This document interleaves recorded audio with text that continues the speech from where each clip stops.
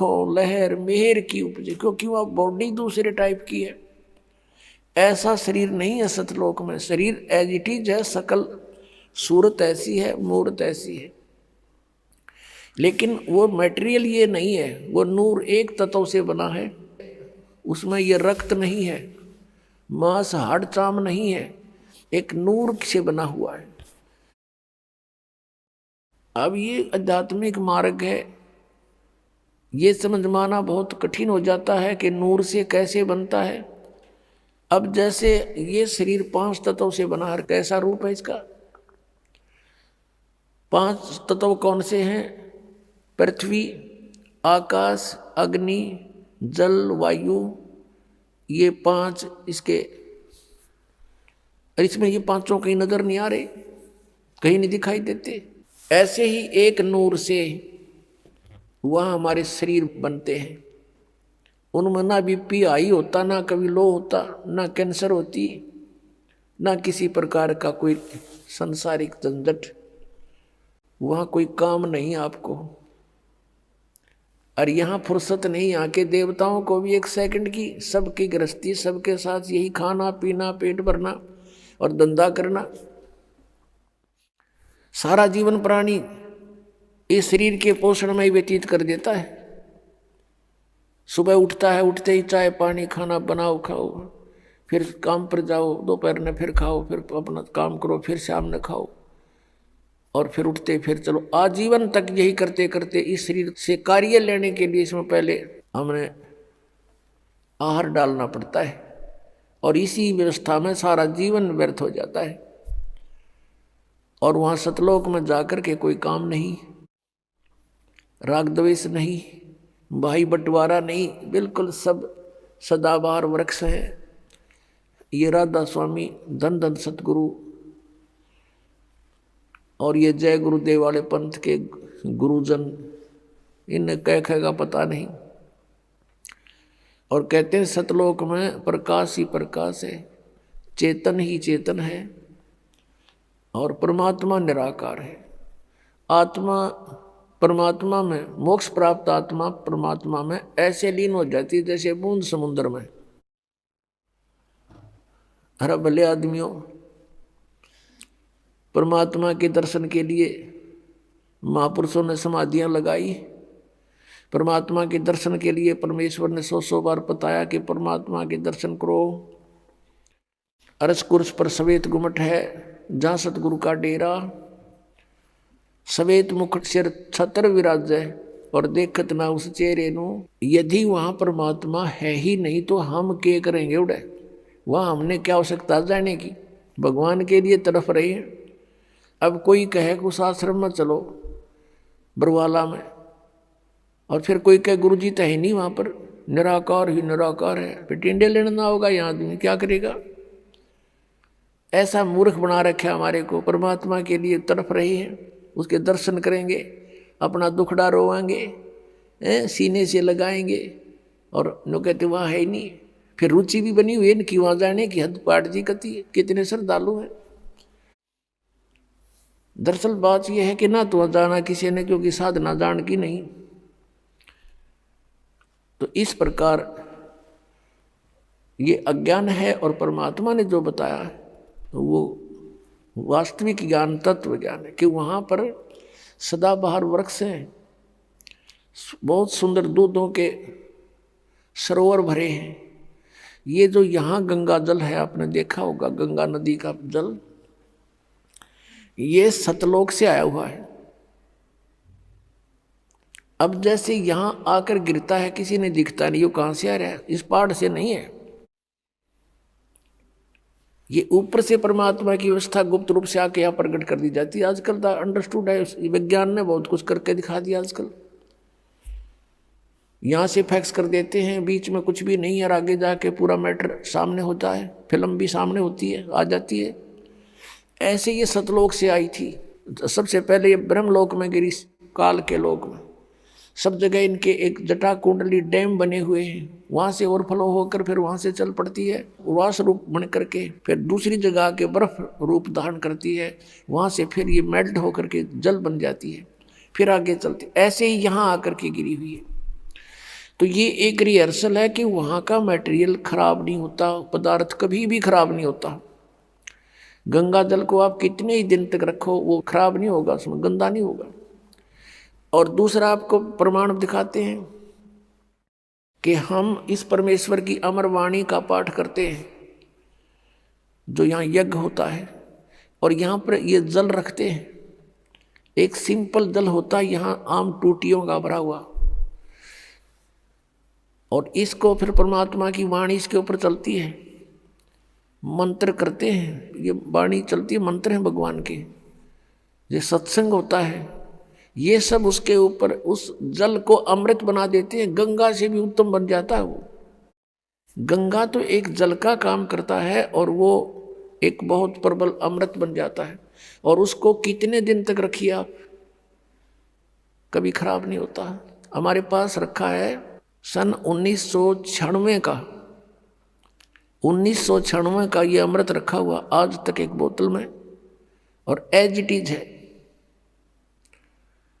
तो जिस परमात्मा की चर्चा करने मात्र से जल भी अमृत बन जाता है, तो पुण्यात्माओं जो सत्संग हम करते हैं, परमात्मा की महिमा सुनाते हैं, अमृतवाणी बोलकर सुनाते हैं, इससे पशु पक्षियों पर भी प्रभाव पड़ता है, चींटियों पर भी प्रभाव पड़ता है, पौधों पर, वृक्षों पर भी प्रभाव पड़ता है, और इनको भी बहुत कुछ शक्ति प्राप्त होती है, और समय आने पर इनको ये काम देगी, इनको लाभ देगी। तो उस सतलोक के अंदर कोई पदार्थ खराब नहीं होता, सड़ता नहीं, गलता नहीं, और सदाबहार वृक्ष हैं, सूखते नहीं, और वहाँ कोई काम नहीं।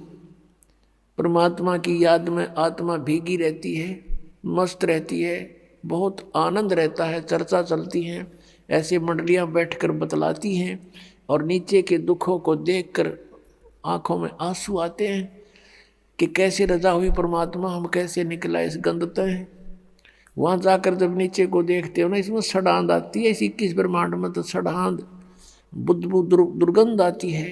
गरीबदास साहिब जी ने लिखा है कि लख योजन तक जात है या दुनिया की गंध दुर्गंध, इस पृथ्वी लोक पर रहने वाले प्राणियों के अंदर से निकल रहे ये बदबू, कहते हैं 1 लाख योजन लगभग 12 लाख किलोमीटर ऊंचाई तक इसकी बदबू जाती है, स्मेल, बैड स्मेल जाती है। तो पुण्यात्माओं, इस प्रकार की विवेचन से आपका मन परमात्मा की तरफ आकर्षित होगा और यहाँ से चलने की तैयारी करोगे।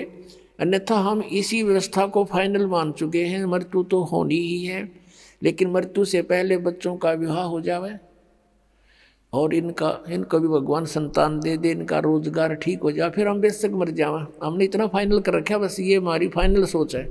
अब कारण क्या है कि विकल्प नहीं था हमारे पास कोई भी। अब परमात्मा ने आकर दया करी अपने बच्चों पर है, वो खजाना खोल दिया जो 600 वर्ष पहले परमात्मा ने कहा था, धर्मदास मैं आपको ये सारा ज्ञान बताऊंगा, लेकिन इस तत्व ज्ञान को अभी सार्वजनिक मत करना। धर्मदास मेरी लाख दुहाई, ये सार नाम की तबार ना जाई, सार नाम बार जो पढ़ी, बिचली पीढ़ी हंस नहीं तरही। फिर कहा है कि धर्मदास मोरी लाख दुहाई, ये मूल ज्ञान कई बार ना जाई, मूल ज्ञान बार जो पढ़ी, बिचली पीढ़ी हंस नहीं तरही। मूल ज्ञान को तब तक छुपाई जब तक ये द्वादश पंथ मिट जाई।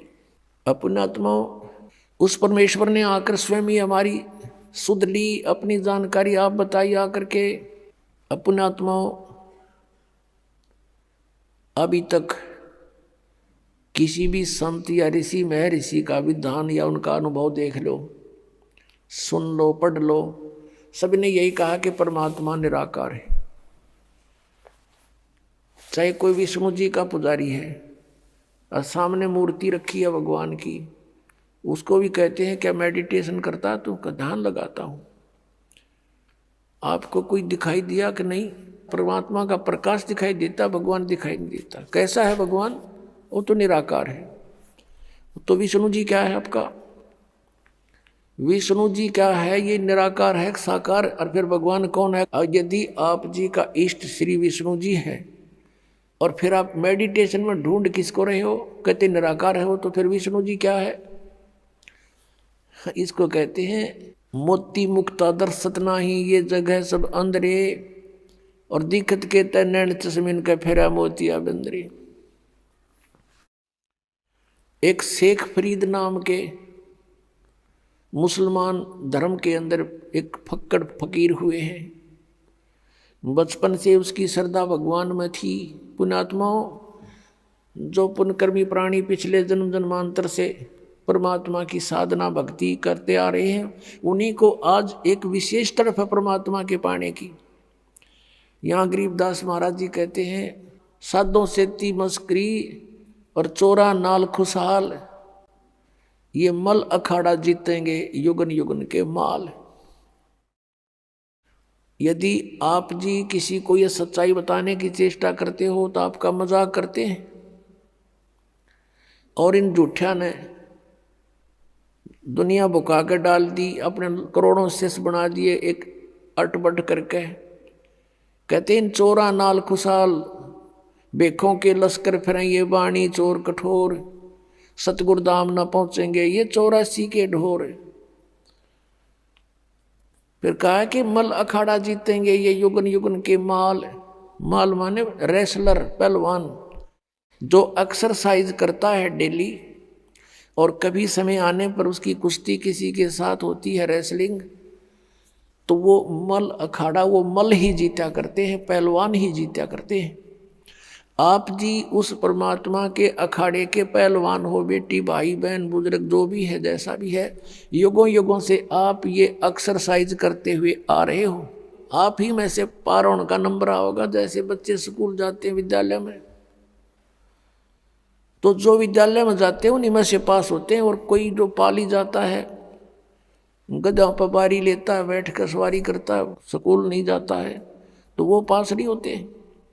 आप ही पार होगे।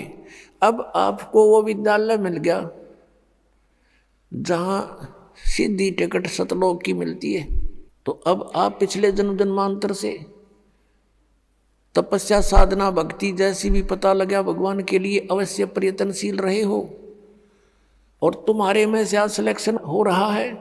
आप कहीं भी गए हो, भगवान के लिए गए थे, किसी संत के शिष्य बने, या किसी मंदिर मस्जिद गुरुद्वारों में आपने जाकर साधनाएं की, कहीं गुफा में गए, कोई तप किया, कोई व्रत किया, परमात्मा के लिए प्रयत्नशील थे। आप पिछले जन्मों के पहलवान थे, आप माल थे पिछले जन्म जन्मांतर के, लेकिन आपको दिशा ठीक ना मिली, जिस कारण से आत्मा आपकी भगवान बिना नहीं रह सकती। इस काल ने हमारे को मूर्ख बनाने के तरीके बहुत अपना रखे हैं। कोई शुक्रवार का व्रत रख के अपने आप को संतुष्ट मान रहा, रखे रहे। कोई सोमवार का व्रत रखता है तो बहुत अच्छा, रखे रहे, क्योंकि सैकड़ों समर्थक हैं, हाँ सही है, मैं भी करता हूं। और ये किसी को नहीं पता कि गीता जी के 16वें अध्याय के 23वें श्लोक में लिखा है कि शास्त्र विधि को त्याग कर जो मनमाना आचरण करते हैं, उनकी न तो गति होती है, न कोई सुख प्राप्त होता है, न उनकी कोई सिद्धि प्राप्त होती है। यूजलेस। गीता जी अध्याय नंबर 16 के श्लोक 24 में तुरंत कहा है कि इससे तेरे लिए अर्जुन कर्तव्य और अकर्तव्य की व्यवस्था में सदग्रंथ ही प्रमाण है, नथिंग एल्स। किसी की दंत कथा पर मत विश्वास करना, जो अपने सदग्रंथों में लिखा है उसी में वे ऑफ वर्शिप सही है, फाइनल है। अब जैसे ये श्री कृष्ण जी के पुजारी पवित्र हिंदू धर्म में जितने भी पुण्यात्मा हैं, अब गीता जी को सिरोधार्य मानते हैं और नाम जपते हैं, हरे राम हरे कृष्ण राधे राधे श्याम मिला दे, ओम नमः शिवाय, ओम भागवते वासुदेव नमः, एवं नमः। ये पता नहीं कितने मंत्र बना रखे। गीता जी में है कोई मंत्र ऐसा? गीता जी में फाइनल फैसला कर रखे है। गीता जी अध्याय नंबर 8 के श्लोक नंबर 13 में कहा कि ओम इति एक अक्षरम ब्रह्म व्यवहारण मामनुसमरण ये प्रयाति तदन देहम सयाति परमाम गति। मुझ ब्रह्म का, माम ब्रह्म, मुझ ब्रह्म का केवल ओम इति एक अक्षरम, ये ओम एक अक्षर है, नथिंग एल्स, और कुछ नहीं।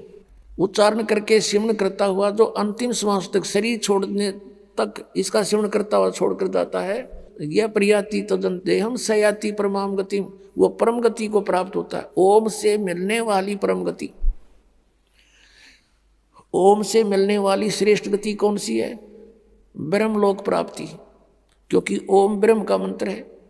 गीता जी अध्याय नंबर 7 के श्लोक नंबर 18 में गीता ज्ञानदाता ब्रह्म श्री कृष्ण जी में बोल रहा है। वो कह रहा है कि मेरी गति में ये उदार आत्मा है तो अच्छी, लेकिन ये मेरे वाली घटिया गति में ही आश्रित रही। ओम से मिलने वाली जो सुविधा है, मोक्ष है जितना, कहते यो तो व्यर्थ है, घटिया है, अनुत्तम है। अनुत्तम क्यों है? क्योंकि गीता ज्ञानदाता स्वयं कह रहा है चौथे अध्याय के 5वें और 9वें श्लोक में, दूसरे अध्याय के 12वें श्लोक में, 10वें अध्याय के दूसरे श्लोक में, अर्जुन तेरे और मेरे बहुत जन्म हो चुके हैं, तू नहीं जानता मैं जानता हूं। तो इससे सिद्ध है कि जन्म मृत्यु ब्रह्म की भी और पुजारी भी फिर दुखी जन्म और मृत्यु जैसा दुख नहीं पृथ्वी पर। इसलिए गीता ज्ञानदाता 18वें अध्याय के 62वें श्लोक में कहता है अर्जुन तू सर्वभाव से उस परमेश्वर की शरण में जा,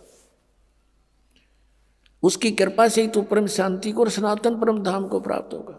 अब पुण्यात्माओं 17वें अध्याय के 23वें श्लोक में गीता जी में स्पष्ट किया है कि उस सच्चिदानंद घन ब्रह्म की पूजा यानी तत्ब्रह्म, उस परम अक्षर ब्रह्म की साधना का 3 मंत्र का जाप है, उसको प्राप्ति का ओम तत्सत, ओम ब्रह्म का सरपुरुष भी कहते हैं इस ब्रह्म को, और तत् अक्षर पुरुष का वो सांकेतिक है, और सत जो है परम अक्षर ब्रह्म का।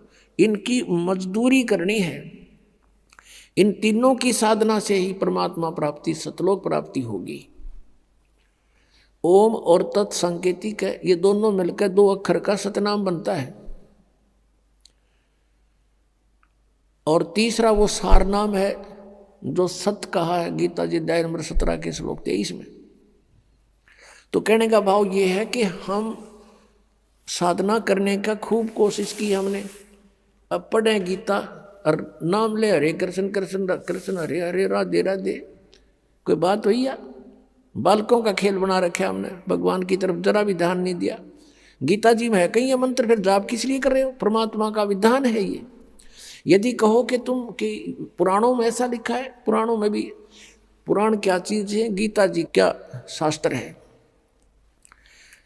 चारों वेद पूर्ण परमात्मा ने, सत्य पुरुष ने इस ब्रह्म के अंतःकरण में फीड कर दिए थे। 5 वेद किए थे, सूक्ष्म वेद भी जो परमेश्वर ने स्वयं आकर बोलना पड़ा, इसने नष्ट कर दिया फिर, और उसमें ऐसे फीड कर दिया जैसे उसका निर्धारित समय रख दिया। इतने समय के बाद वो अपने आप इसके श्वासों के माध्यम से बाहर निकल आए। इसने सारे के सारों को पढ़ा तो इसमें देखा कि जो 5वां वेद है उसमें पूरा निर्णायक ज्ञान है, कबीर इज गॉड, वो साकार है, मनुष्य दृश्य है, और उसकी भक्ति की विधि ये है, उसमें सारा कंप्लीट था। तो इसने 5वां वेद नष्ट कर दिया। 4 वेद जिसमें महिमा तो परमात्मा की है, लेकिन वे ऑफ वर्शिप नहीं है, उसमें पूजा की विधि नहीं है। वो 4 वेद अपने पुत्र ब्रह्मा को दे दिए। ब्रह्मा जी ने उनको पढ़ा, जैसा भी अभी तक इनके समझ में नहीं आ रहा ये है कि क्या कहानी है, तो ब्रह्मा जी से ही ज्ञान प्राप्त हुआ। किन्होंने? अन्य ऋषियों ने। तो उन अन्य ऋषियों का और साथ में इस ब्रह्मा जी का जो ज्ञान है वो पुराण है, और वेद ज्ञान है गॉड गिवन। गीता जी जो श्रीमद् भगवद गीता, ये भी वेद ज्ञान है। इसमें थोड़ी सी इसने अपना मिक्सर कर रखा है। गीता जी में जगह जगह इसने कुछ संकेत दिए हैं कि ये मेरा मत है, उसका मत छोड़कर बाकी सब वेद ज्ञान है। अपनात्माओं, वेद जो हैं ये परमात्मा का विधान है, आदेश है, संविधान है। और जो पुराण हैं उनमें किसी ऋषि या ब्रह्मा विष्णु महेश देवता का आदेश है, उनका अपना अनुभव है। तो हमने गीता जी के अतिरिक्त, वेदों के अतिरिक्त किसी की भी आदेश की पालना नहीं करनी है। यदि हम परमात्मा के विधान के विरुद्ध किसी की आज्ञा का पालन करके साधना करते हैं तो वो शास्त्र विधि को त्याग कर मनमाना आचरण है। पुराण जो है ये हेल्प करते हैं केवल परमात्मा की महिमा को समझने के लिए, लेकिन परमात्मा पाने का केवल गीता जी और वेद ही विधान है। और पांचवां वेद जो परमात्मा ने स्वयं आकर बोला, जो सच्चिदानंद घन ब्रह्म की वाणी कहलाती है, कबीर वाणी, वो उसमें सारे ही ज्ञान है, इंक्लूडिंग चारों वेद और साथ में गीता और पुराण, सभी उसमें इंक्लूड है। एक व्यक्ति था, उसका मित्र एक था SHO। उसने अपने मित्र से कहा कि मेरा जो पड़ोसी है साथ वाले मकान का, वो मुझे बहुत परेशान करता है, किसी तरह बात नहीं आता है, मैं क्या करूं। अब SHO ने कहा कि मार लठ उसका, मैं आप देख लूंगा। पहले ऐसे समय थे। अब उसने अपने मित्र उस दरोगा जी का आदेश पालन करके अपने पड़ोसी से झगड़ा ठान लिया, लट्ठम लट्ठा हो गए, पड़ोसी मर गया। अब वो साथ वाले मकान का व्यक्ति मर गया तो उसको पकड़ कर ले गया वही SHO जो उसका मित्र था, और कोतवाली में दे दिया और उसको सजा होगी, सजाए मौत होगी। अब उसने क्या गलती करी कि राजा का विधान है कि कोई किसी की हत्या करेगा उसको सजाए मौत दी जाएगी। उस व्यक्ति ने एक अधिकारी की आज्ञा का पालन करके और अपने साथी का लठ मार कर मृत्यु कर दी, राजा का विधान तोड़ दिया। अब राजा के विधान अनुसार उसको सजाए मौत होगी, वो अधिकारी कुछ नहीं कर सका। तो पुण्यात्माओं, हमने ऐसे जानना है कि जो वेद और गीता ये परमात्मा का विधान संदेश है, इसमें जो लिखा वही फाइनल है। इसके अतिरिक्त ऋषियों की, देवताओं की जो अपने अनुभव की बातें हैं वो हमने पूजा की विधि में स्वीकार नहीं करनी, क्योंकि वो एक अधिकारी का आदेश हो जाएगा।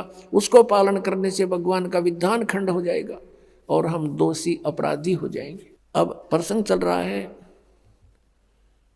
कि आज तक हमें परमात्मा की जानकारी यथार्थ रूप में नहीं हुई। एक शेख फरीद नाम का मुसलमान धर्म में उत्पन्न एक पुण्यकर्मी प्राणी था। पुण्यात्माओं, हम आज से नहीं जन्म मर रहे, असंख्य जन्म हो गए, और इस चतुर्युगी में हम सतयुग से लेकर आज तक जन्मते मरते रहे हैं। और इस कलयुग से पहले हम अलग, ना कोई मुसलमान था, ना हिंदू था, ना सिख था, ना ईसाई था। सब वैदिक धर्म को मानने वाले होते थे, वेदों अनुसार ओम नाम का जाप करते थे, और कोई साधना वो सर्व यज्ञ हवन आदि करते थे, 500 यज्ञ किया करते थे। अब हमारे आपस में संस्कार एक दूसरे के मिक्स हैं। आज कोई हिंदू धर्म में जन्मा है तो कल मुसलमान धर्म में जन्म ले सकता है। आज कोई मुसलमान धर्म में कट्टर हुआ बैठा, कल मृत्यु होगी, उसके बाद वो हिंदू धर्म के अंदर जन्म ले सकता है। ईसाई के भी ले सकता है, ईसाई की मृत्यु के बाद ईसाई भी यहाँ आ सकते हैं हिंदू धर्म में, और सिख धर्म में भी जा सकते हैं। तो कहने का भाव यह है कि हमने अपनी बुद्धि को बहुत ऊपर उठाना पड़ेगा, तब हम इस काल के जाल से निकल पाएंगे। तो पुण्यकर्मी प्राणी शेख फरीद बचपन से ही परमात्मा में उसकी श्रद्धा बनी, पिछले संस्कार प्रबल थे उसके लिए थोड़ा सा कथा सुनाते हैं कि वो शरारती बहुत था, उलाने बहुत लाता था, गांव में जाकर के दूसरे बच्चों के साथ झगड़ा कर देता था, किसी को कुछ छेड़छाड़ कर देता था आपस में बच्चों के साथ, या किसी के घर में घुस के उनका कोई बर्तन उठपटंग कर देता था, उलाने आते थे। उसकी माता बहुत तंग होगी, उसने सोचा अब क्या करूं, इसको कैसे शांत करूं। तब उसने एक दिन सोचा कि इसको कहती हूं कि बेटा तू नमाज कर ले। शेख फरीद की माता ने कहा कि बेटा तू नमाज करा कर। छोटा ही बालक था, 3-4 वर्ष का। कहने लगा क्यों, मैं क्यों करूं नमाज, मुझे क्या मिलेगा। और वो उसका फेवरेट फ्रूट था खजूर, जो खजूर बहुत खाता था, उसको बड़ा पसंद थे। उसने कहा, माँ ने कहा बेटा अल्लाह तुझे खजूर देगा। कि सचमुच प्रतिदिन हाँ प्रतिदिन देगा। वो कहने लगा माँ बता फिर कैसे करते नमाज। न बोली डट जा, कोई समय होता नमाज करने का, मैं बताऊंगी तेने बैठ जा। वो इतना बैठा रहा। अब माँ ने सोचा मेरा काम करने का समय है, इसने ला दूं नमाज करन, और तू काम कर लेगी इतनी ना, तो कह पता नहीं क्यों लाने लाओगा। उसने एक कपड़ा बिछाया और कहा बेटा ऐसे मत्था टेक ले और यूं कहता रहे अल्लाह मुझे खजूर दे, अल्लाह मुझे खजूर दे, यही नमाज है। तो और तो उसके याद क्यों होती बालक के। जब उसने काफ़ी देर करता रहा, उसकी मम्मी ने क्या किया, एक पत्ते में खजूर लपेट के, थोड़ा सा खजूर 2 पत्तों में, उस कपड़ा बिछा रखा था उसके नीचे रखे ही। और जब सारा काम कर लिया, जब कहने लगी बेटा आंख खोल दे बाजा, वो उठा, उसने देखा इधर उधर, कहने लगा माँ अल्लाह ने खजूर तो दिया ही नहीं, मैं नहीं करूँ आज के बाद बिल्कुल भी। उसकी माँ ने कहा बेटा अल्लाह ऐसे सरेआम थोड़ा ही देता है, वो तो गुप्त देता है बेटा, देख कहीं रख गए होंगे आसन के नीचे। उसने कपड़ा उठाकर देखा तो रखा मिला, खावर कूद खा लिया, वाह जी वाह। फिर कहता माँ अब फिर बता कब करनी है वो नमाज। एक दिन क्या हुआ कि माता ऐसे प्रतिदिन उसको बैठा दे, वो ऐसे ही बिल्कुल दर्द होकर 2-2 3-3 घंटे उठे को नहीं।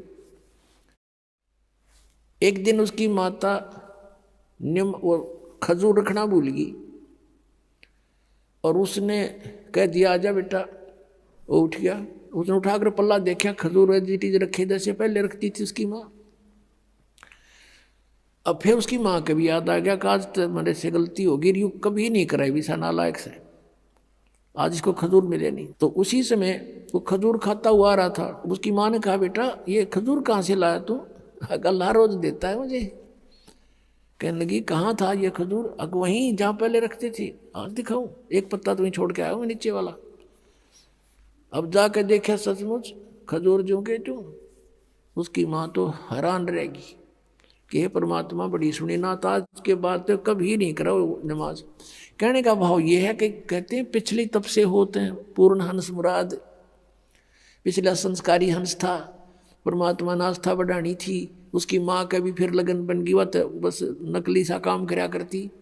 उस दिन के बाद उसकी माँ का भी दृढ़ विश्वास हो गया भगवान है, अल्लाह है कहीं पर। तो जब वो बड़ा हुआ तो उसने घर त्याग दिया, क्योंकि रुक नहीं सकता वो प्राणी जिसको चाह भगवान की है। अब जो परंपरागत उनकी क्रियाएं थी, मांस खाना, वो उनको पसंद नहीं था उस प्यारी आत्मा को। उसने छोड़ दिया कि ये तो कोई जची नहीं बात, हिंसा करके भगवान मिला करते हैं कभी। अब वो शेख फरीद पुण्यात्मा परमात्मा की तलाश में कहाँ जाते हैं, संत के पास, के संतों के पास परमात्मा के पाने की विधि होती है। एक फक्कड़ फकीर था, सिद्ध पुरुष था, साधना करता था, सिद्धि में प्रसिद्ध हो रहा था। उसके पास पहुंच गए, उनसे बातें की, उसने अपना जो साधन जाने था वो बता दिया, बेटा कठिन से कठिन तप कर, जितना कष्ट दोगे शरीर को उतना ही भगवान निकटाएगा। अब शेख फरीद तो गए ही भगवान पाने के लिए थे, दिन रात अपने खूब कष्ट करें, जो भी गुरु जी आदेश दें वही पालन करें। अब शेख फरीद गए हुए थे किस लिए, परमात्मा के लिए, और गुरु जी के आदेश का 100% पालन करते थे। उस आश्रम में उनके पास और भी 5-7 शिष्य रहते थे। और शेख फरीद के जाने के बाद उनके गुरुदेव की उस बच्चे में वो ज़्यादा प्रिय लगने लगा, क्योंकि वो हर कार्य को उनकी इच्छा अनुसार करता था। ऐसे बैठा रहता था या खड़ा रहता था जब तक आज्ञा नहीं होती थी। उनके गुरुजी अधिकतर उसी से सेवा लेते थे। तो अन्य शिष्य ईर्षा करने लगे कि शेख फरीद तो गुरुजी के हृदय में बस गया और आश्रम इसको देंगे लास्ट में मृत्यु के बाद, और तुम रह गए अब घर छोड़ दिया परमात्मा पाने के लिए, और वहाँ जाकर फिर ये राग द्वेष अभिमान बढ़ाई की भूख ज्यों की त्यों, फिर किस लिए डले ढो रहे हो वहाँ पर। अगर तुमने आश्रम की जरूरत है, भगवान की नहीं रही, मान बढ़ाई की भूख है तो भक्त नहीं। ये शेख फरीद में नहीं थी। अब अन्य जो शिष्य थे उन्होंने सोचा इसको गुरु जी की नज़रों से गिराते हैं। वो जो सिद्ध पुरुष था मुसलमान धर्म में फक्कड़ फकीर था, तपस्वी था। वो क्या करा करता, हुक्का पिया करता खाना खाते समय, और शाम के समय विशेषकर हुक्का पीकर तुरंत सो जाता था, सुबह बखत से उठ जाता था। तो आश्रम में प्रत्येक भक्त की एक दिन की सेवा बांट रखी थी कि इस दिन वो सारी सेवा करेगा, इस दिन वो करेगा, इस दिन वो करेगा। जिस दिन शेख फरीद की सेवा का टर्न आया, उस दिन अन्य सेवकों ने सोचा कि आज इसको गुरुदेव के नज़रों से गिराते हैं। वर्षा का मौसम था, लेकिन वर्षा नहीं हो रही थी। शेख फरीद ने शाम के समय खाना बनाया गुरुजी के लिए, और गुरुजी के हुक्के के लिए पहले अग्नि तैयार कर देता था। उसने अग्नि तैयार कर ली थी, खाना खिलाने गया हुआ था। पीछे से उनके अन्य ईर्षालु साथियों ने वो अग्नि बुझा दी, पानी पूनी छिड़क दिया। अब शेख फरीद ने तो ये सोचा था कि 2 मिनट में हुक्का भर के दे दूंगा, और वो गुरुजी इतना क्रोधी था, अगर 5 मिनट लेट हो जाता ना कोई भी किसी कार्य में, उससे इतना नाराज हो जाता, उसको डंडे मारता था और कई दिन तक उसको सेवा नहीं देता था। तो अब शेख फरीद जी गए अपनी मस्ती में कि जाके हुक्का भर दूंगा, जाके देखा आग नहीं है। अब शेख फरीद को तो भाई चिंता का विषय हो गया, इधर देखा उधर देखा, अग्नि नहीं बिल्कुल भी। थोड़ी सी दूर पर देखा कि गांव था, नगर था, वहां से 1 किलोमीटर की दूरी पे वहां धुआं उठ रहा था। चलम उठा के भाग लिया पूरी स्पीड पे। वहां जाकर देखा तो एक माई चूल्हे में अग्नि जलाने की चेष्टा कर रही थी, फूंक मार रही थी, और आंखों में पानी गिर रहा था। धुआं वापस आकर उसको परेशान कर रहा था। अब शेख फरीद दौड़ा दौड़ा गया, माई माई कहाँ, कौन है? हाँ महाराज क्या बात है? कि माई आग दे दो, हुक्का भरना है। वह माई थी नरी निकम्मी, नो बोली आंख फूट जाना जब आग मिला है, आंख फुड़वा ले तू भी अपनी। अब वो बोला आदमी था, साधु संत बोले वाले होते हैं, अकमाई आंख फूटने से अग्नि मिल जाएगी? कहाँ मिल जाएगी? वनु का कर फिर फू फू करने लगी।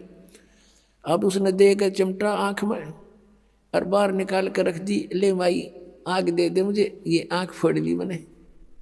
अब माई ने देखा, उसके तो पाया तले की धरती निकलेगी कि तू उस महात्मा का शिष्य है, वो बड़ा सिद्ध पुरुष है, और उसने कुछ वचन बोल दिए तेरा नाश हो जाएगा। उस माई ने सारी अग्नि बाहर काट दी चूल्हे थे, अगले बाबर ले। अब वो फटाफट धर के आकर उस आँख का एक बांध का कपड़ा सा और सपीटते फिर भाग लिया। उधर से गुरुजी ने आवाज लगाई, रे शेख फरीद, रे फरीद कित मर गया। तीसरी आवाज जब लगाई, जब 2 एकड़ की दूरी से आवाज करी, आ गया गुरुजी, आ गया गुरुजी।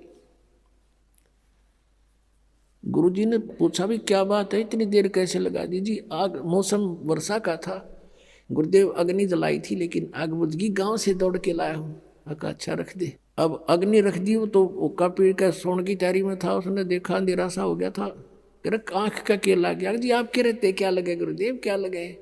नौका के बाहर निकल गया। कहा अच्छा भाई। अब माई ने सारी रात काटनी मुश्किल होगी, अब तेरे ऊपर बिजली गिरेगी, वो बताओगा गुरुजी को ऐसे ऐसे, और ये सिद्ध पुरुष है, को वचन बोल दिया तेरा नाश होगा। सुबह सुबह जाली माई ले करके उसको आँख को मटके के कापण पर ढक्कन पर रख लेगी और कहा महाराज मेरे से गलती होगी, माफ़ कर दियो, आपका शेष अग्नि लेने गया था, मैं ऐसे ऐसे धूमे में दुखी हो रही थी और मेरे मुख से निकल गया कि आँख फुड़वा ले, आँख फुटते तो अग्नि मिलती है, और आपके शेष ने आँख निकाल कर रख दी। महाराज मेरे फिर गलती होगी, माफ़ कर दो। माथा टेक कर रोआ बुढ़िया माई। अब उस गुरुजी के समझ में नहीं आ रही या कहना के चाह रही है। वो बोला माई मुझे ढंग से बता क्या बात है। कहने लगे जी ऐसे ऐसे बात थी। शेख फरीद को बुलाया, अरे फरीद इधर आ। कहाँ जी? अरे क्या हो गया? आपके रहते क्या हो गुरुदेव, आपकी दास को आपके रहते क्या होना था, ये कपड़ा क्यों बांध रखा है? जी ऐसे ही करके बोला खोल दे इसको। उसने कपड़ा खोल दिया तो आंख जो की तो पाई उस फरीद की। अब वह माई देख कर हैरान रहेगी, लेकिन दूसरी आंख से वह कुछ छोटी बन गई। ये यकीन दिलाने के लिए कि सचमुच ये घटना घटी है। अपने आत्माओं, ऐसे सिद्ध पुरुष और ऐसे करामात दिखा देते हैं तो फिर उसके ऊपर शंका हो किसने?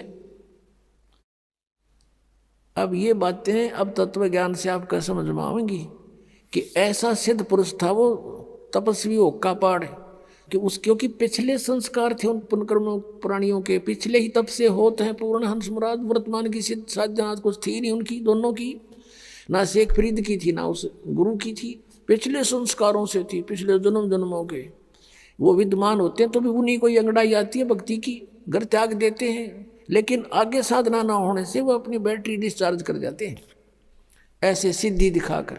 अब सब जगह आसपास चर्चा का विषय हो गया, उस महाराज की वाह वाह होगी कि एक बालक की ऐसे ऐसे आंख भी पूरी कर दी उसने। सारी जनता आसपास की पूजन लायक गिर, वो महात्मा सिद्ध पुरुष और सुप्रीम वो हो गया वहाँ का संत। अब कुछ दिनों के बाद क्या हुआ कि उसकी मृत्यु होगी। मृत्यु के उपरांत शेख फरीद ने वो आश्रम त्याग दिया, सोचा साधना करनी है। गुरुजी ने कहा कठिन तप करो, भगवान निकटावेगा, उसके दीदार हो जाएगा। शेख फरीद तो परमात्मा पाने के लिए घर से निकला था और भगवान ना मिला तो इस मनुष्य शरीर का बनेगा क्या, मैं करूँगा क्या इस मिट्टी का, ये सोचकर गुरुजी के आप बताए अनुसार घोर तप शुरू कर दिया। एक वृक्ष की मोटी टहनी कुएं के ऊपर से गई हुई थी। उसने सोचा बहुत साधना कर ली, वैसे करता हूँ। ऊपर रस्सा बांध लिया वृक्ष के और अपने पैरों में बांध लिया दोनों में, और शेष रस्सा नीचे को लटका दिया और उल्टा लटक गया। अब 12 वर्ष तक उसने उल्टा लटक के कई घंटों कुएं में साधना की और 12 वर्ष के अंदर 50 किलो अन्न खाया था शेख फरीद ने। 50 किलो 12 वर्ष में। यदि 10 ग्राम भी हम सोच कर चल रहे हैं तो एक महीने की भी 10 ग्राम तो होता भी कुछ को ना, 100 ग्राम माने तो भी एक महीने की ही 36 किलो हो जाती है। अपने आत्माओं, अब 12 वर्ष के अंदर 40 किलो अन्न खाया तो कैसा शरीर होगा उसका? अस्थि पंजर रह गया शेष। वो बाहर आकर के कभी कभी विश्राम करता था, परमात्मा की याद को कि उसमें तरफ में रहता था और वो ऐसे लेटा हुआ था। कौव्या ने देखा कि ये व्यक्ति मर चुका है, वो उसके ऊपर आकर बैठ गए। शरीर पर कहीं मांस था ही नहीं। उन्होंने सोची कौवों ने कि माथे पर बैठ कर इनकी आंख निकाल लेते हैं। तब वो थोड़ा सा मुंह खुला उसका, कहा कि भाई कौवो, मेरे शरीर पर कहीं मांस बचा हो उस मांस को खा लो, मेरी आंखों को मत छुओ, इसको ना डिस्टर्ब करो, मुझे अल्लाह के दीदार की आशा है, मैंने भगवान देखना है, आंखें छोड़ दो मेरी, बाकी कहीं तुम्हें कुछ मिले तो खा लो। ये मुसलमान थे और जो मांस खाएं, बकरे काटें, गऊ काटें, ये परमात्मा पालेंगे। तो वो इतना दयालु कहता कौवों को कि मेरे मांस खा लो कहीं मिल जावे तो, पर मेरी आंख मत छेड़ो, आंखें मत डिस्टर्ब करो, मुझे अल्लाह के दीदार की आशा है। अब उसने सोचा कि अगर बाहर रहूंगा तो कौवे खा जाएंगे, आंखों को भी फोड़ देंगे, भगवान मिला नहीं। उल्टा ही लटक गया, धीरे धीरे सर्क के रस्सों के साथ में अभ्यास हो रहा था और फूट फूट कर रोने लग गया। अल्लाह का दर्शन हुआ नहीं और अब शरीर रहा नहीं, अब खत्म, प्राण जाने वाले, फूट फूट कर रोने लगा। अब क्या किया? परमात्मा कहते हैं गोता मारू स्वर्ग में और जा बैठूं पाताल, कह कबीर ढूंढता फिरूं अपने हीरे मोती लाल। ये इस तरह के साधक पिछले जन्म जन्मांतरों में कभी परमात्मा के परमहंस रहे हैं इस धरती पृथ्वी पर, लेकिन बीच में फिसल जाते हैं। उन्हीं में से शेख फरीद था। अब परमात्मा पहुंच गए वहां पर उस कुएं पर खड़े हो गए और उसके रस्से को पकड़कर खींचने लगे, क्योंकि पहले कुएं बहुत गहरे होते थे, रस्से लंबे लंबे होते थे। ऐसे खींचने लगे बाहर को।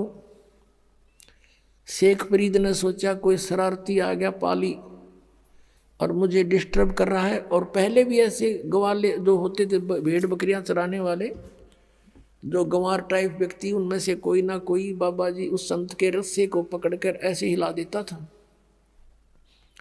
और यूं बैठकर देखता था तमाशा। वो क्या कर लेता था, ऐसे सिर कर लेता था कि सिर में चोट ना आ जा, और कभी कुएं के इधर लगता था जाके, कभी इधर।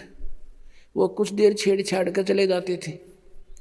पता था उसका कि किस किस के साथ लड़ूं, बच्चे हैं, करते रहेंगे। उन्हीं में से कोई और दूसरा उनको धमका देता था कि ऐसा मत करा करो संतों के साथ, तो कई दिन नहीं कोई आता था। अब शेख फरीद ने सोचा कि पहले तो ऐसे हिला लूका छोड़ जाते थे, आज यूँ ऐसा निकम्मा मिल गया, किसी ने बाहर निकाल लिया मैं। अब वो बाहर निकालते निकालते यूँ उल्टा लटका लटका कहता है, अरे भाई मुझे ना छेड़े, मुझे डिस्टर्ब ना करे, मैं अपना काम कर रहा हूँ, तू अपना काम कर। परमात्मा ने कहा कि तू क्या कर रहा है यहाँ पर? ए भाई, मैं भगवान के दर्शन के लिए, परमात्मा को देखने के लिए, परमात्मा के पाने के लिए मैं साधना कर रहा हूँ। तो परमेश्वर कबीर देव जी ने कहा कि मैं हूँ अल्लाह अकबर। अब ये बात सुनकर शेख फरीद के माथे पर चोड़ी पड़ी, कहने लगे भाई मजाक ना करें, आप अल्लाह नहीं हो सकते, क्योंकि अल्लाह तो निराकार है, वो तो बेचून है, अल्लाह दिखाई थोड़ी देता है। परमात्मा कहने लगा, भले आदमी फिर तू डरे डो इसमें, तू क्या कर रहा है? एक तरफ तो कहता मैं परमात्मा के दीदार के लिए प्रयत्न कर रहा हूँ, और परमात्मा निराकार बतावे तू, फिर क्यों डले डो रहा है इसमें? क्या फायदा तेरा इसमें ये साधना करने का, जब वो निराकार है? क्या दिखेगा उसका दीदार, क्या करेगा? अब क्या करे ना, गाम कर ज्ञान का तो चमका ऐसा लग गया करे, एकदम उसकी बुद्धि सेट होगी। मालिक खड़े सामने, उसको ये समझ में आ गई शेख फरीद के कि भाई अगर ये परमात्मा तो नहीं हो सकता, लेकिन परमात्मा का बाखबर जरूर है, यानी तत्वदर्शी संत अवश्य है। उसने उल्टा लटके लटके पैर पकड़ दिए कि महाराज मुझे भगवान का ज्ञान बता दे, मुझे अल्लाह की आवश्यकता है, अल्लाह के दर्शन करूंगा। परमात्मा ने कहा तू फिर वही बात कर, अल्लाह के दर्शन करूंगा, तुम्हारा अल्लाह बेचून निराकार बताओ, तुम अल्लाह के दर्शन क्या खाक करेगा तू? अगर दर्शन करेगा तो अल्लाह साकार हुआ। अब वो कहता हाँ बिल्कुल ठीक है, नहीं तो दीदार शब्द आना नहीं चाहिए तुम्हारे मुख पर। तो वो कहने लगा जैसा भी है मुझे रास्ता बता दो, मैं भटक चुका हूँ, मेरा अंत आने वाला है और परमात्मा मुझे मिला नहीं। अब परमात्मा ने क्या कहा कि बेटा बच्चा, इस देही शरीर के साथ तरीके शत्रुता है, वो कभी खत्म कर लिया, बहुत कॉस्टली है, इस तरह परमात्मा नहीं मिलता। परमात्मा पाने का एक मंत्र है, जाप है, और भूखा रहने से भगवान मिले नहीं, गना खाने से भगवान मिले नहीं, इतना भी नहीं खाना चाहिए कि अंगड़ाई टूटर तुम आइया दड़ी पक्का खा ले, और इतना कम भी नहीं खाना चाहिए कि कमर टेढ़ी हो जाए के भक्ति करोगे। प्रथम अंजल संयम राखे, योग युगत सब सतगुरु भाखे, खाने पीने पर संयम बरते, हिसाब का खावे, इतना खावा जो घना नींद भी ना आवे और भूखा भी ना रहे और शरीर में फुर्ती स्फूर्ति बनी रहे। और ये साधना कर। फिर शेख फरीद को धीरे धीरे खाना खिलाया, फल खिलाए, फूल खिलाए, फिर धीरे धीरे खाना खाने लगा और फिर वो परमात्मा के साथ ही हो लिया। अब पुण्यात्मा कबीर परमेश्वर जी वो पूर्ण परमात्मा हैं, अल्लाह अकबर हैं। अल्लाह कबीर कहो चाहे कबीर अल्लाह कहो, गॉड कबीर कहो, कबीर साहब कहो, अल्लाह अकबर कहो, अल्लाह कबीर या अकबर एक ही बात है। ऐसे अपनी प्यारी आत्माओं को फिर से सतमार्ग पर लगाते हैं, उनकी बैटरी चार्ज करते हैं। अब पुण्यात्माओं कैसा है भगवान? और कौन है परमात्मा? पहले तो हम अपने सदग्रंथों से पहचानेंगे कि कैसा है भगवान। जैसे पवित्र हिंदू धर्म के अंदर चारों वेदों को एथेंटिक मानते हैं कि वेदों में जो लिखा वो फाइनल है, लेकिन वेदों का जो लेख है, मूल पाठ संस्कृत भाषा में है। अपनात्माओं, ज्ञान जो होता है, ज्ञान वो किसी भी भाषा में हो, ज्ञान तो ज्ञान ही होता है। जैसे हम अपनी चाहे हरियाणवी भाषा में बोल के वो बात बता दे, और चाहे जिस भाषा को कोई समझता हो उसमें बोलकर बता दे, वो ज्ञान श्रेष्ठ हो, यथार्थ हो, तो उसका समझना आवश्यक है। अब एक भाषा को जान लेने से विद्वान नहीं हो जाता। जैसे संस्कृत भाषा को जानते थे ब्राह्मण वर्ग, और इन्हीं को पहले सतयुग त्रेता द्वापर तक इन्हीं को शिक्षा ग्रहण का आदेश था, दूसरे वर्ग को नहीं था, वर्ण को नहीं था। परमात्मा चारों युगों में आए हैं। सतयुग में सत सुकृत नाम से आए, तब इस मनु जैसे ऋषियों से मिले, ब्रह्मा से मिले, विष्णु से मिले, शिव जी से मिले। इनको यथार्थ ज्ञान समझाया, इन्होंने ध्यान से सुना, लेकिन बाद में काल ने इनकी बुद्धि को बदल दिया कि ये झूठ बोलता है, ऐसा कुछ नहीं है। तो तीनों ने बगावत कर दी, भगवान की वाणी को स्वीकारा नहीं। मनु जी ने भी परमात्मा का नाम बिगाड़ दिया कि ये वामदेव है। वाम माने उल्टा, उल्टे अर्थ करने वाला, क्योंकि कबीर परमेश्वर कहते थे मैं परमात्मा हूं, तो इस बात का बहुत मजाक उड़ाते थे वो कि ये भगवान है, ये ब्रह्मा विष्णु महेश से भी ऊपर मानता है, मेंटल है, मेंटल। वो कहा करते कि भगवान तो निराकार है, प्रकाश ही प्रकाश है। परमात्मा कहा करते कि ऊपर भी मैं ही हूं, नीचे भी मैं ही हूं, दोनों ठोड़ पर मैं ही हूं। तो उसका नाम वामदेव रख लिया, वामदेव। वाम माने उल्टा, उल्टी खोपड़ी वाला, वामदेव उल्टी खोपड़ी वाला भगवान। नहीं माना, कहने का भाव किसी ने नहीं माना परमात्मा को परमात्मा। त्रेता युग में मुनिंदर नाम से आए थे, और द्वापर में करुणामय नाम से आए थे, जो सुपथ सुदर्शन के गुरु जी बने थे। और त्रेता युग में आए थे जो मंदोदरी और नल नील और लंका के अंदर जो एक चंद्र विजय भाट था, उसके 16 सदस्यों ने नाम लिया था, और भी कुछ एक अच्छी आत्माओं ने परमात्मा की शरण ग्रहण की थी। अब कलयुग के अंदर वो परमात्मा आए और अपना यथार्थ ज्ञान स्वयं ही बताना पड़ता है परमात्मा को प्रत्येक युग में आके। अब जो परमेश्वर आए थे 600 वर्ष पहले बनारस में, उस समय भी परमेश्वर यही कहा करते थे कि तुम जिन भगवानों की पूजा करते हो, इनकी पूजा का विधान वेदों में नहीं है, और ब्रह्मा विष्णु महेश को आप अजर अमर मानते हो, ये अजर अमर नहीं है, इनकी जन्म मृत्यु होती है। 3 देव की जो करते भक्ति, उनकी कदे ना हो मुक्ति। इन तीनों देवताओं की 600 वर्ष पहले परमात्मा ने बताया था कि दुर्गा इनकी माता है और काल इनका पिता है। लेकिन उस समय इन ब्राह्मण वर्ग के जो गुरुपद पर विराजमान थे व्यक्ति, उन्होंने परमात्मा का घोर विरोध किया और करवा दिया जनता से, और कहा कि कबीर तो अशिक्षित है, ये क्या जाने संस्कृत भाषा को, ये तो जुल्हा है, धानक है, हम ब्राह्मण हैं, हमने संस्कृत को पढ़ा, ऐसा कुछ नहीं लिखा हुआ इन पुराणों में। ये सर्वेश्वर हैं, महेश्वर हैं, कोई इनके माता पिता नहीं, मृत्युंजय हैं, कालज्य हैं। आज तक मूर्ख बना रहे थे हमारे को संस्कृत भाषा के जानने वाले। और परमात्मा ने 600 वर्ष पहले लिखा था कि इनकी जन्म मृत्यु होती है, इनके माता पिता हैं। अब पहले तो परमात्मा के उस सूक्ष्म वेद में दिखाते हैं आपको कि परमात्मा ने 600 वर्ष पहले ब्रह्मा विष्णु महेश के बारे में क्या टिप्पणी करी थी, और आज फिर उन पुराणों में ज्यों की त्यों पाई। जब हम शिक्षित हो गए, समझन जोगे हो गए, अब देखिएगा। अब ये है कबीर सागर। अब कितना मोटा ग्रंथ है, अब देखना इसको, इसके अंदर दिखाते हैं आपको। ये है कबीर सागर, संपूर्ण 11 भाग, खेमराज श्री कृष्ण दास प्रकाशन बम्बई, यहाँ से ये प्रकाशित है। और इसका यहाँ लिखा है सत कबीर सागर, ज्ञान सागर प्रथम खंड, कबीर पंथी भारत पथिक, स्वामी युगलानंद बिहारी द्वारा प्रस्कृत, मुद्रक एवं प्रकाशक हैं खेमरा श्री कृष्ण दास, अध्यक्ष श्री वेंकटेश्वर प्रेस, खेमरा श्री कृष्ण दास मार्ग मुंबई।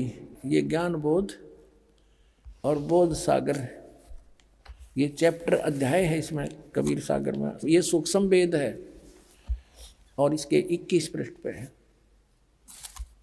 यहाँ देखिएगा, धर्मदास ये जग बोरा न कोई न जाने पद निर्वाण, यही कारण मैं कथा पसारा जग से कहिए राम नियारा। ये नाम गलत लिखा, मिसप्रिंट है। यही ज्ञान जग जीव सुनावो, सब जीवों का भरम नसावो। अब मैं तुमसे कहूँ चिताई ही तेरे देवन की उत्पत्ति भाई। तेरे तीनों भगवानों का जन्म बताता हूँ, जन्म पोथी, जन्म पत्री, इनकी जन्म तिथि। कुछ संक्षेप कहूँ गहुराई, सब संशय तुम्हारे मिट जाई। भरम गए जग वेद पुराना, आदि राम का वेद न जाना। आदि राम है ये, राम राम सब जगत बखाने, आदि राम कोई बिरला जाने। सब राम राम अल्लाह अल्लाह कर रहे हैं, गॉड गॉड। आदि राम यानी सनातन परमात्मा को कोई नहीं जानता। ये राम है, नाम नहीं, सब गलत स्प्रिंट है। ज्ञानी सुने सो हृदय लगाई, मूर्ख सुने तो गम ना पाई। अब ब्रह्मा विष्णु महेश के तीनों देवताओं के माता पिता बताता हूँ। माँ अष्टंगी पिता निरंजन, ये जमदारुण वंशन अंजन। पहले कीन निरंजन राई, पीछे से माया उपजाई। माया रूप देख अति शोभा, देव निरंजन तन मन लोभा। कामदेव धर्मराय सताए, देवी को तुरंत दर खाए। पेट से देवी करी पुकारी, हे साहेब में मोहे करो उबारी। टेर सुनी सतगुरु तय आए, अष्टंगी के बंध छुड़वाए। धर्मराय को हिकमत कीना, नख रेखा से भग कर लीना।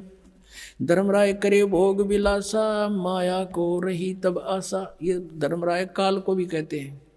ये काल ज्योत स्वरूपी निरंजन काल या ब्रह्म कहो, ये दुर्गा का पति है और ब्रह्मा विष्णु महेश इन दोनों के संयोग से उत्पन्न हुए परमात्मा बता रहे हैं। तीन पुत्र अष्टंगी जाए, ब्रह्मा विष्णु शिव नाम धराए। होय होय, तीन देव विस्तार चलावे, इनमें यो जग धोखा खावे। पुरुष गम कैसे कोई पावे, काल निरंजन जग भरमावे। तीन लोक अपने सुत दीन्या, सुन निरंजन बासालीन्या। तीन अपने पुत्रों को तीन लोक, पृथ्वी लोक, स्वर्ग लोक और पाताल लोक दे करके स्वयं वो गुप्त रहता है 21 में अपने ब्रह्मांड के ऊपरले किनारे पर। अलख निरंजन सुन ठिकाना, सुन यानी ऊपर, वो कम प्लेस में यह अलग स्थान बनाकर रहता है।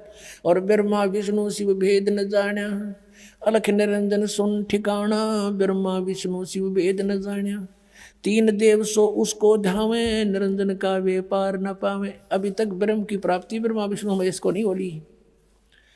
अलख निरंजन बड़ बटपारा, तीन लोक जीव कीन आहारा। तीनों लोकों के जीवों को खाता है ये, बड़ा ठग है। बटपारा माने छली व्यक्ति है ये। ब्रह्मा विष्णु शिव नहीं बचाए, सकल खाए पुन दूर उड़ाए। कहते ब्रह्मा विष्णु महेश अपने पुत्रों को भी खाओगा ये आखिर में। तिनके सुत हैं तीनों देवा, आंध्र जीव करते हैं सेवा। तीन के पुत्र हैं, तीन यानी इनके ब्रह्मा विष्णु महेश जो हैं काल और दुर्गा के पुत्र हैं। और ये अंधर जीव, अंधे जीव इन ब्रह्मा विष्णु महेश की पूजा करते हैं। अंधे माने ज्ञानहीन। अकाल पुरुष काहू नहीं चीन्या, काल पाए सभी गैलीन्या। कहते तीन देव और असुर अवतारा, ताको बजे सकल संसारा। तीनों गुण का ये विस्तारा, धर्मदास मैं कहूँ पुकारा। गुण तीनों की भक्ति में ये भूल पड़ो संसार, कह कबीर निज नाम बिना कैसे उतरो पार। तीन देव की करते भक्ति, उनकी कदे ना हो मुक्ति। कबीर परमात्मा जी 600 वर्ष पहले कहा करते थे ये ज्ञान। और इन संस्कृत भाषा के जानने वालों ने कहा था कि कबीर जी तो अनपढ़ हैं, अशिक्षित हैं, ये संस्कृत भाषा को कैसे समझ सकते, ये झूठा है, कपटी है, झूठ बोलता है। ऐसा घोर विरोध करा दिया परमात्मा का। वो सितम ढाए परमात्मा के ऊपर, उनका इतिहास सुनाएंगे आने वाले समय में। जब भी ये कई दिन का सत्संग करेंगे अगले, क्योंकि 3 दिन का सत्संग, 3 का भी 2.5 दिन का समझ लो ये तो। इसमें तो परमात्मा की भूमिका बनती है। इसलिए 17